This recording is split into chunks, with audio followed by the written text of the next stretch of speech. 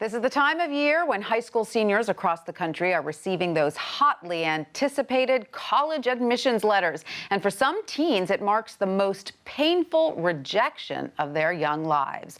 So what can parents do to help make this a learning moment? Joining us now is WSJ's Turning Points columnist Clare Ansberry and New York-based psychotherapist Diane Barth. Welcome, ladies. Clare, let me start with you. It's no secret admission to top colleges is more competitive than ever. So it must follow there are more teens than ever who are not getting into their first or maybe even second choice schools. That's right. You know, some universities, some of the top universities like Yale and Harvard and Cornell are reporting that they have record high early applications. And when you're considering that some of these top universities have an acceptance rate on those early admissions of 10%, you're going to have 90% of the students, even those really high achieving, smart, talented kids, not getting in. And a lot more kids today will apply to 10 schools or more. So it's really quite possible they're going to be getting more than one letter that says you're not accepted. Right. And by applying for that early admission spot, you're going out on a limb and saying, this is my first choice school, you know. So, Diane, how devastated would you say some of the teens you're seeing are right now? Well, actually, the teens are a lot less devastated than their parents are most of the time. That was going to be my next question. I'm not surprised. But that's a problem, right? I mean, if the parents are visibly upset, it's an added pressure for the children. Yes, for sure. And one of the problems is that this is a great learning moment for kids. So if parents can put aside their own expectations and fantasies about what getting into a particular school is going to mean, they can really help their kids learn to deal with disappointment, which they're going to do the whole rest of their lives. Absolutely. Now, Clare, you have a wonderful lemonade out of lemons story to tell about one student you spoke with who did something quite creative with her rejection.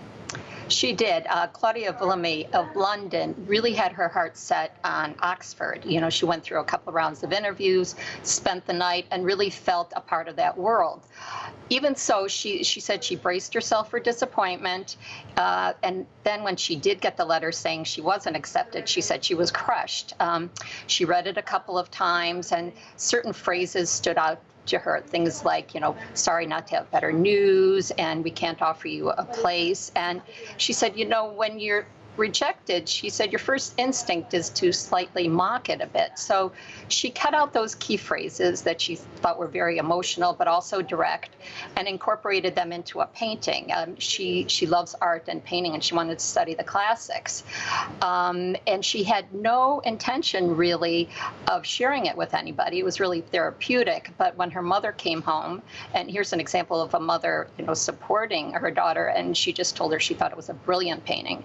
And so Claudia posted it on Facebook, and she said that that was a way that she wouldn't have to make an awful announcement that she wasn't accepted.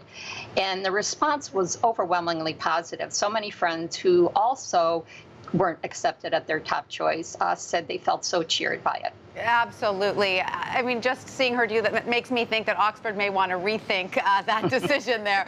Diane, so what advice do you have for parents about how to navigate this tricky time? I mean, obviously, first, you have to check as a parent your own emotions and your own expectations. So there are several things that parents can do. One is that I actually have found that the kids' support for each other is amazing, and that they're often very, very supportive and very helpful in processing the rejections. And then another thing for parents to remember is that whatever their fantasies are about what this school is going to do for their child, it's the beginning of a process. It's not the end. Right. So that if they can remember that, you know, maybe they thought getting into this particular school was going to make their child's life be perfect. There's no way it could be. Right. It's just one step on a long path that they've got ahead of them. So it's okay then as a parent to recognize your child's sadness, but don't assume it. Is that correct? Absolutely. Recognize it and acknowledge it, and if it's not there, acknowledge that too. But, right. But if it's there, for sure, recognize it. But then also start to work with them on how do they deal with being disappointed? And you know, because this happens, you want a job really, really badly. Actually, your last segment was about this too.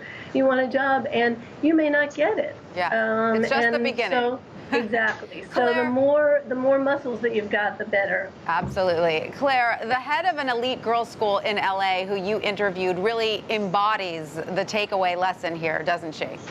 She does. I mean, she often talks to parents and students about her own life that had so many twists and turns. You know, her dream was to go to Brown and study theater, but her then husband was teaching at the University of Rhode Island, so she went there because tuition was free.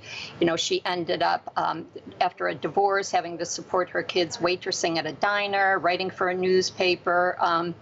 She started teaching drama, and each setback, she said, put her on a new path, and each experience was enriching.